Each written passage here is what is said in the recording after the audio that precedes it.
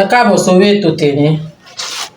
Tẹ́ bá rí question báyìí 8 all over 0.4 gẹ́gẹ́ bẹ́ẹ̀ ṣe mọ̀ wípé lọ́dọ̀ èmi Àjọkẹ́ tutor ìṣirò mo máa ń sọ Yorùbá fi teach àwọn èèyàn ni so that àwọn ọmọ wa máa lè understand dáadáa. Tẹ́ bá rí question báyìí ẹ need àti ṣe wàhálà no objective lọ́wọ́n question yìí máa ń wà sí ẹ̀kọ́ ra mọ́lẹ̀ ẹ fi divide ẹ̀ 8 divided by 4 4 here 1 4 here 2 ẹ̀kọ́ 2 yẹn lẹ mú 0 yẹn kọ́ sí answer nìyẹn.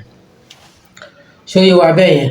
Another one bóyá tún rí question báyìí over 0.02 kí nìkan tẹ máa ṣe èyí tó jẹ́ nọ́mbà ẹ̀kọ́ méjèèjì divide 6 divided by 2 is equal to 1 here 1 here 3 that's 3 0 méjì yìí ẹ̀kọ́ mọ̀ answer nìyẹn.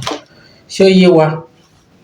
8 àti 4 yẹn divide ẹ máa get 2 2 yẹn nílẹ̀ mú 0 ẹyọkan yẹn kọ́ sí kẹ bá máa wo náà objective ẹ bá ń ṣàpàdé the same thing pẹ̀lú eléyìí náà ẹni tí ó bá wáyé so ẹ bá wa ṣe eléyìí kí wá ní eléyìí 14 all over 0.0007 ọ̀ya ẹ pọ̀ ọmọ yín jáde ẹ jẹ́ kó wo example yìí nínú fóònù yín tí wọ́n fi ṣe lé ẹ ṣé gan ẹ bá wa tẹ̀síwájú.